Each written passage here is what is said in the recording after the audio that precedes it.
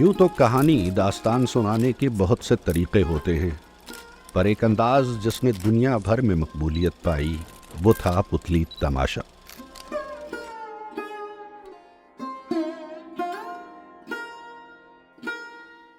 اسے کٹھ پتلی بھی کہا جاتا ہے۔ کٹھ کا مطلب کہانی اور پتلی کا مطلب گڑیا۔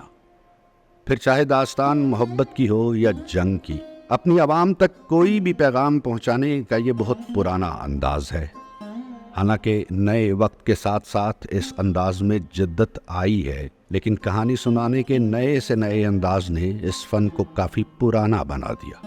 یونان سے شروع ہوتا اس فن کا سفر جب بر صغیر پہنچا تو اس کو گلے سے لگایا گیا، اس کی کافی آؤ بھگت کی گئی، لیکن ستم وقت کے ساتھ ساتھ اس پر دھول تو پڑی رہی، لیکن صاف ستھرائی کے لیے کوئی بارش نہ برسی۔ میں نے لاسٹ ٹائم یہاں اسی ہال میں 90s میں پپٹ شو دیکھا جو سمینہ احمد ارینج کرتی تھیں، اور وہ مجھے یاد ہے میں نے اپنی فیملی ممبرز، بھتیجے بھتیجیاں اور ان کی جو سسٹرز کی جو بیٹے بیٹیاں، اور ہم لوگ ماشاءاللہ 28 ممبرز تھے جو ہم نے وہ 90s میں پہلا پپٹ شو اس ہال میں دیکھا۔ ہم اس ایج میں تھے تو ہمارے اسکولز میں، کالجز میں اور بھی میلے وغیرہ یہ جو لگتے تھے، ان میں یہ پپٹ شو وغیرہ جو ہے یہ مطلب بہت انٹرسٹنگ ہوتے تھے اور ہم لوگ بہت شوق سے دیکھتے ہوتے تھے۔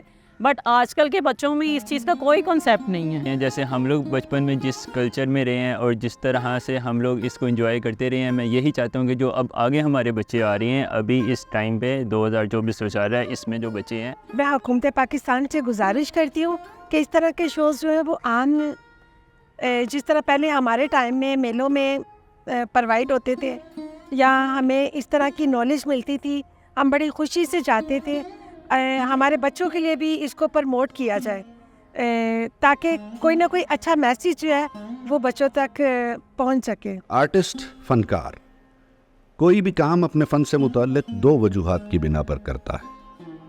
ایک، اس کو اپنی عوام سے داد چاہیے ہوتی ہے، دوسرا اس کو اس کام کے محنت کے اچھے پیسے چاہیے ہوتے ہیں۔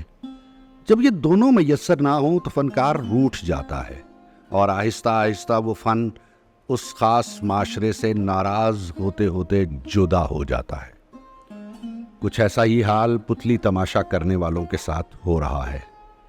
ایک وقت تھا ٹی وی پر ان سے متعلق شو لگتے تھے، لیکن اب TRP کے دور میں ایسا کوئی بھی کام ٹی وی پر نہیں چل رہا۔ اس کے علاوہ بھی نہ وہ میلے رہے، نہ وہ تھیٹر۔ پتلی تماشا، فن اور اس سے متعلق فنکار آج اپنی شہرت، نام، مقبولیت کھو چکے ہیں۔ میں تقریباً بچپن سے ہی پپٹ شوز دیکھتا آ رہا ہوں اور کرتا آ رہا ہوں، اور لائف میں نے میٹرک کے بعد یہاں جوائن کیا تھا اور اس کے بعد میں یہیں پرفارم کر رہا ہوں۔ شروع میں تو یہ لوگ اپنا جیسے وہ ڈھولک والے اسٹنگ پپٹس ہوتے تھے وہ آتے تھے اور اپنے ایک پتلی دے جاتے تھے شادی والے گھر میں، اور وہ پھر شام کے آتے پروگرام، راتوں کو بھی پروگرام ہوتے رہے ہیں، سردیوں کی راتوں میں آتے تھے وہ لوگ۔ تو اصل بھی ویسے وہ ہمارے کلچر وہی ہے، اس کلچر سے ہم یہ ماڈرن رائز میں ہم آ گئے، اور یہ بھی اب جو الحمرہ کا یہ جو ہے نا، یہ آپ کا کلچر بن گیا ہے۔ پپٹ تھیٹر 40 ایئرس سے ہوتی ہے، 4 جنریشن یہاں پہ دیکھ چکی ہیں، اور آپ آ کے ابھی اپنے دیکھے، ابھی بھی کچھ لوگ دیکھیں جو اپنے آئے ہیں ہمارے پرانے دیکھنے والے، تو آڈینس تو ہے لیکن آڈینس کو دکھانے والے کام ہے۔ آئی تھنک کہ یہ اسکل میرے اندر تھی جس کو میں نے اور مزید پالش کیا، کیونکہ میرے والد صاحب بھی ایز اے پپٹ پلیئر تھے، تو اس وجہ سے ان کو دیکھ دیکھ کے ایک شوق میرے اندر پیدا ہوا اور میں نے وہ اسکل کو دیکھا اور اس کو پالش کیا۔ ایک پپٹ شو اگر کنٹینیو طے کیا جائے کم از کم اس میں ایٹ لیسٹ 3 ماہ کا عرصہ درکار، اس میں ریکارڈنگس، پپٹ میکنگ، پراپس، ریسلز، کافی اس میں چیزیں انوالو ہیں۔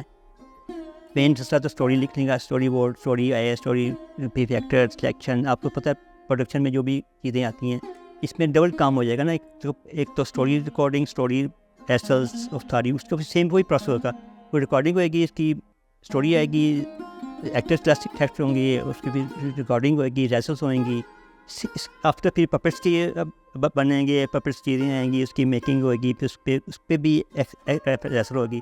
تو 2 چیزیں ایک جگہ پہ ہم اس کو کریں گے. جب پتلی تماشا کا فن تباہی کی طرف بڑھا، اس سے جڑے فنکاروں کو بھی برا وقت دیکھنا پڑا.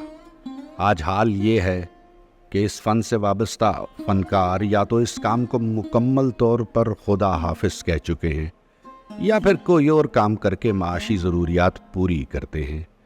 ایسا نہیں ہے کہ پتلی تماشے نہیں ہوتے ہیں، لیکن ان کی تعداد بہت کم ہے، نہ ہونے کے برابر. تبھی کوئی بھی فنکار معاشرے میں مقبول نہیں ہے. میرے بچپن کا جو کریکٹرس ہے وہ الگ ٹائپ کے تھے پپٹ شوز میں. اس دور میں وہ ڈوریوں سے ہوتے تھے. اب یہ ماسک میں آپ نے اس کو 90s میں اس کو چینج کیا ہے ایز پر نیو ایرا.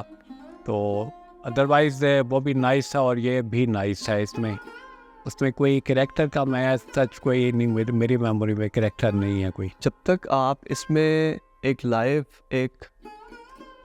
ایک روح والا ایلیمنٹ اس کے اندر نہیں ڈالیں گے تو وہ تب تک وہ مزہ ہی نہیں آئے گا آپ کو کہ اپنا جو ایک بات ہے وہ آپ نے کنوے کرنی ہے کسی کو.